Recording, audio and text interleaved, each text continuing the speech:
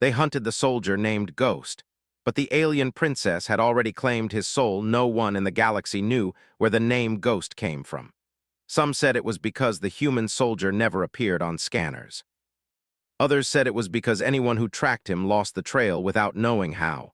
Among the alien powers, the name became something spoken softly, like a mistake that refused to be corrected. Ghost himself did not care about the name. He never chose it. He only answered to it when necessary. He stood on the outer balcony of a quiet orbital station, looking at a pale blue star that did not belong to any human chart. The station was old, ignored, and officially abandoned. That was why it was safe. Ghost liked places everyone else forgot. Inside the station, lights flickered slowly, powered just enough to keep air and gravity stable. Ghost moved without hurry. He had learned long ago that rushing made patterns, and patterns made him visible. Across the galaxy, however, visibility was exactly what the alien coalitions wanted. In the grand halls of the conquered assembly, dozens of species gathered in layered seats of crystal, metal, and light. Their forms were different, but their concern was the same. A single human had disrupted trade routes, exposed false treaties, and revealed security flaws simply by existing in the wrong places. Ghost had not attacked anyone. He had not destroyed anything. That was what made him dangerous. "He does not fight," one delegate said, its voice translated into smooth tones. "He observes, then systems fail." Another answered, "Our prediction engines cannot account for him. His choices do not follow optimization logic." To the aliens, this was unacceptable. Their civilizations were built on knowing what would happen next. Ghost was a blank space where certainty should be, so they decided to hunt him, not with weapons but with attention. They spread surveillance nets, tightened borders, and shared data between species that once refused to cooperate. Entire fleets adjusted their routes not to block Ghost, but to narrow his possible paths. The galaxy itself leaned inward, trying to notice him. And slowly, the net began to close. What they did not know was that one among them was watching differently.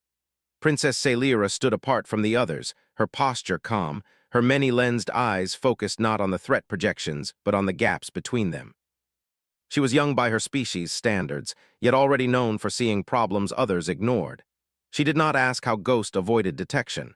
She asked why he never stayed where detection was expected. When she reviewed the data alone, patterns appeared. Not patterns of movement, but patterns of restraint. Ghost avoided places of conflict. He appeared near negotiations, trade exchanges, and cultural borders. He watched, learned, and left small changes behind. Celira realized something unsettling. The human was not hiding from the galaxy. He was listening to it. Against protocol, she removed one layer of security from a minor diplomatic relay under her control. It was not enough to be noticed by alien systems. It was enough for a human to see. Ghost saw it within hours. He did not approach the relay. Instead, he adjusted a nearby civilian transport schedule by less than a second. That change caused a ripple through automated systems, correcting an error Celira had planted years ago and never told anyone about. She stared at the report in silence. He had answered her without words. From then on, their communication continued in quiet ways. A delayed supply order here, a corrected translation error there. No messages, no signals, just choices that showed understanding. For the first time, Celira felt something her tutors never trained her for, curiosity without fear. Meanwhile, the hunt intensified. Alien analysts announced that Ghost was running out of places to go. Every exit he might use was being monitored. Every neutral station catalogued. The conquered declared success inevitable. Ghost knew this too. He stood again on the balcony, watching the pale blue star. He could feel the weight of attention pressing closer. Humans had no sensors for that, but experience worked just as well. He did not plan to run. Instead, he adjusted his route to intersect directly with Princess Celira's territory. The move shocked the hunters. It was too obvious, too clean. They assumed desperation. Celira knew better. When Ghost arrived, he did not sneak in. He followed legal transit. He registered as human. He waited. The court advisors warned her. The assembly demanded explanations. They believed she had trapped him. Ghost was brought before her in a chamber of soft light and open space. No restraints, no guards. That alone confused everyone watching remotely. He stood still, hands relaxed, eyes clear. He looked ordinary. That, more than anything, unsettled them. Sailira approached and studied him. She saw no aggression, no fear, only awareness. "You know they are watching," she said through the translator field. "Yes," Ghost replied simply. "You could have avoided this." "Yes, why didn't you?" Ghost paused. He considered his words carefully. "Because running would teach them the wrong lesson." The silence that followed was heavy. Sailira felt a strange pull then, like standing at the edge of something vast. She realized that claiming this human as a captured asset would satisfy the assembly. Claiming him as something else would change everything. She turned to the observers and made her decision. "The human known as Ghost," she announced, "is now under my protection and authority." The assembly erupted in signals and protests. The hunt was declared complete. Ghost met her gaze and gave a small nod. Only the two of them understood the truth. The galaxy believed Ghost had been claimed. What it did not yet realize was that he had chosen where to stand. And that choice was already reshaping the future. The announcement spread across the Concord faster than any official signal. The hunt was over. The human called Ghost was no longer unaccounted for. He was now under the authority of Princess Sailira, claimed in full view of the galaxy. Most believed the story ended there. They were wrong. Ghost was given living quarters inside the royal station, not a cell, not a lab. The space was quiet, open, and undecorated. Sailira had chosen it herself. She understood that humans thought better when they were not watched too closely. Still, the galaxy watched. Every movement Ghost made was recorded. Every system he accessed was monitored. Analysts waited for signs of resistance, manipulation, or escape. They expected tension. They found none. Ghost followed rules when they made sense. When they did not, he asked questions instead of breaking them. He attended meetings when invited. He declined politely when he was not needed. He spoke little, but when he did, people listened without knowing why. Sailira observed him closely, not as a prisoner, but as a variable. She noticed how he learned faster by walking through the station than by reading reports. She noticed how he remembered names, even those considered unimportant. She noticed how problems seemed to resolve themselves a few days after he became aware of them. At first, the changes were small. A trade delay that had lasted years ended because Ghost asked why two systems used different definitions for the same word. A border misunderstanding faded when he pointed out that both sides were protecting the same resources without realizing it. A cultural conflict eased after he suggested that silence, not response, might be the correct reply. The assembly praised Sailira for her leadership. She accepted the praise and said nothing. Behind closed doors, she spoke with Ghost often. Their conversations were simple. He asked how her people made decisions. She asked how humans handled uncertainty. Neither tried to impress the other. "You are changing things," she said once. Ghost shook his head. "I'm just standing where I can see." That answer stayed with her. Soon other leaders requested Ghost's presence, not officially, quietly. They framed their requests as curiosity, consultation, or courtesy. Ghost agreed when he felt it would help. With each interaction, something subtle spread. Alien systems began to allow more flexibility. Decision models added unknown variables instead of eliminating them.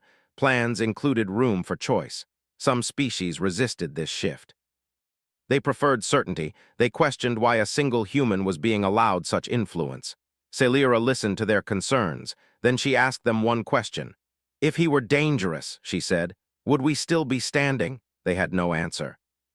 The hunters, once proud of their near success, grew uneasy. They realized too late that containment had become integration. Ghost was no longer outside the system. He was inside it, and he was not alone. Humans began to arrive soon after, not soldiers, not fleets. Just envoys, engineers, teachers, and observers. They came under agreements shaped by Sailira and informed by Ghost. They did not demand change. They adapted, and in doing so, caused change anyway. The galaxy struggled to define what humanity was becoming, not conquerors. Not servants, participants. For Sailira, the shift was personal. She felt the weight of choice more clearly now. Before Ghost, her role had been to preserve balance by following precedent. Now, precedent bent under reality. She asked Ghost one final question, one she had avoided for a long time. "Why did you trust me?" Ghost thought carefully before answering. "You didn't try to control the unknown, you listened to it." She understood then why her people felt uneasy around humans. Humans did not promise safety. They promised possibility. Years passed. The legend of Ghost faded. New generations spoke of him as a concept rather than a person. Some believed he was a symbol invented by humans. Others believed he still walked unseen. The truth was simpler. Ghost chose to stay. He no longer needed the name. He worked openly now, quietly guiding, advising, and stepping back when his presence was no longer required. He taught humans when to speak and aliens when to pause. The galaxy did not become perfect, but it became alive. And long after the hunt was forgotten, one truth remained, recorded in no official archive, but understood by all who lived through it. The most powerful thing humanity brought to the stars was not force, or technology, or ambition. It was the courage to choose a place to stand. And once they did, the universe learned to change around them. Time moved differently once the galaxy accepted change as normal. Long after Ghost stopped being watched as a threat, long after Princess Celira became known as a reformer instead of a risk, the systems they touched continued to shift in quiet ways. Not loudly, not suddenly, but steadily like a tide that no longer obeyed old maps. Ghost was older now. Humans aged faster than most species, and everyone could see it in the lines around his eyes and the slower pace of his steps. No one treated him differently because of it. In fact, many aliens found comfort in the visible proof that time affected him. It made him real. He no longer lived on the royal station. He chose a small habitat ring near a shared research hub where humans and aliens worked side by side. His room was simple. A window, a chair, a table, and a shelf of physical books that confused visitors. He liked the weight of them. Celira visited less often, not because of distance, but because she trusted the balance they had built. Her responsibilities had grown. The galaxy was larger now in spirit, if not in size. Yet when she did visit, their conversations felt unchanged. On one such visit, she watched Ghost observe a group of young delegates arguing nearby. They came from 3 species and 1 human colony. Their disagreement was calm but unresolved. "You're not going to help them?" Celira asked. Ghost smiled faintly. "Not yet." "Why?" "Because they're still trying to win." She followed his gaze. After some time, the group fell silent. One of them laughed, not from humor, but from exhaustion. Another admitted confusion. Slowly, the argument shifted into questions. Only then did Ghost stand. He approached, listened, asked one simple question, and walked away. The delegates solved the issue themselves. Celira felt the familiar, quiet awe. "You never tell them what to do." "I don't know what they should do," Ghost said. "I just help them see what they're doing." This way of thinking had spread far beyond him. Entire civilizations had adjusted how they taught their young. Instead of perfect answers, they encouraged better questions. Instead of fixed roles, they allowed movement. It was uncomfortable at first. Then it became necessary. Not everyone welcomed this. A distant alliance of older powers, untouched by Ghost's early influence, began to struggle. Their systems were rigid. Their predictions precise but fragile. When unexpected events occurred, they froze. They asked the conquered for help.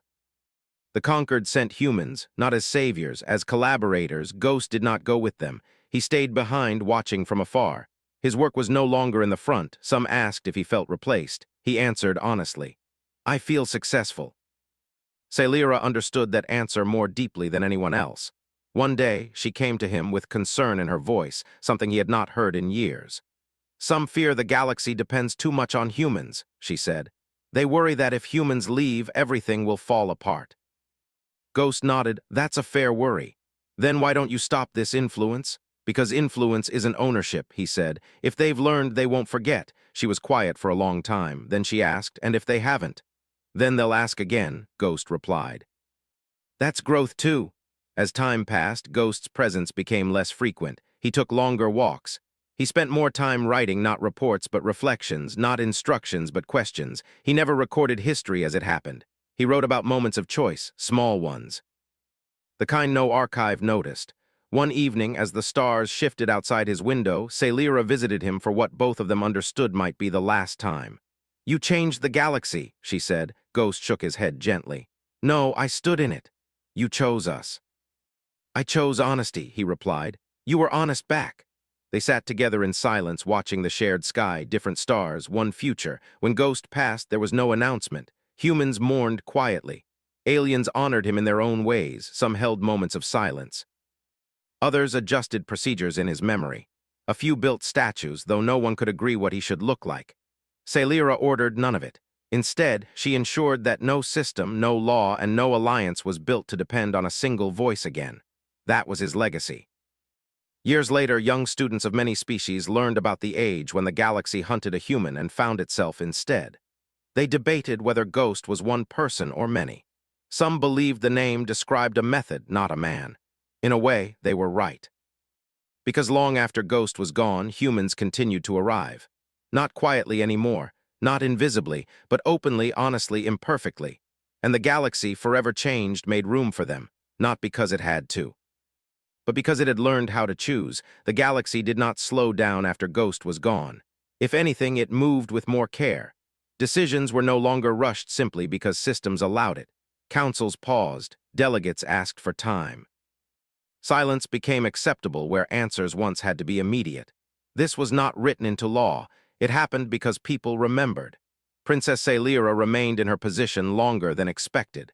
Many assumed she would step aside once her greatest influence ended.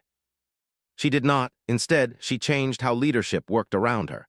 Power was shared in wider circles. Advisors were encouraged to disagree.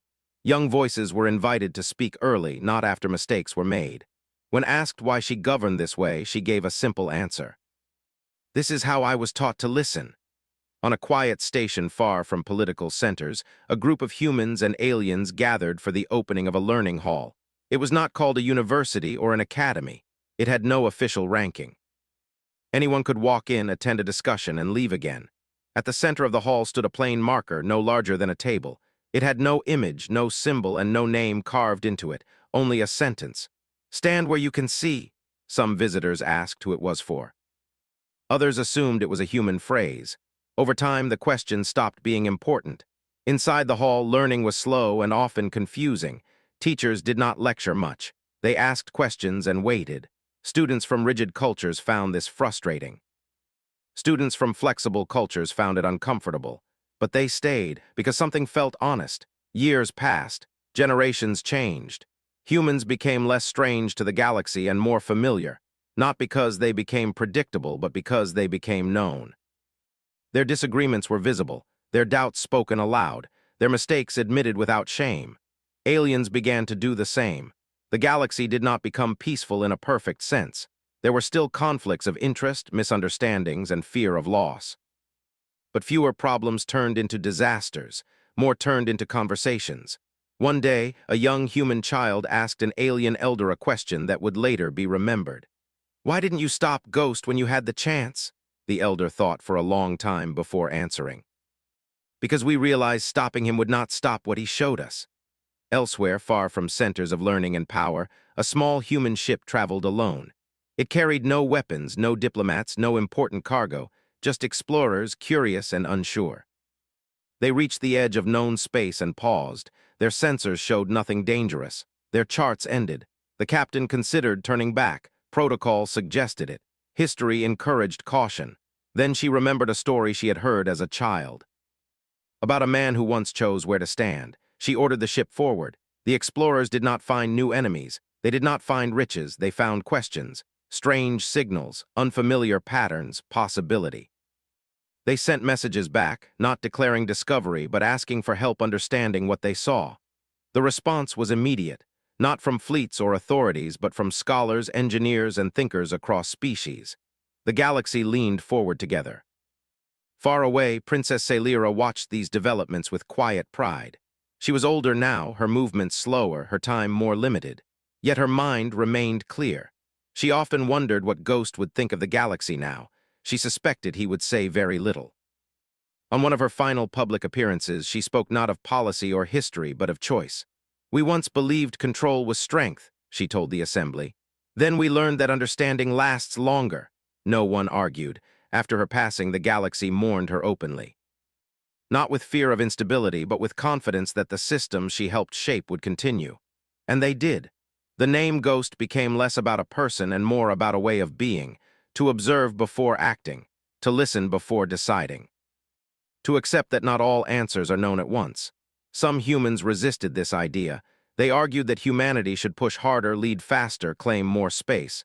Other humans disagreed. The debates were loud. They were messy. They were public. And the galaxy watched, not with alarm, but with recognition. They had learned this too. Long after the first hunt faded into legend, a record was uncovered in an old data archive. It contained a simple log entry from an abandoned station. No context, no explanation, just a note. Visibility achieved, not through absence but through trust. Historians argued over its meaning. Some believed Ghost wrote it. Others believed it was symbolic. In the end, it did not matter, because the galaxy no longer needed to know who Ghost was. It knew what he had shown them. That being seen was not the same as being controlled. That influence did not require dominance. That standing still in the right place could change everything. And so the galaxy continued, imperfect, thoughtful, and alive. Not because a human once walked among the stars unseen, but because, when he was finally seen, he chose to stay.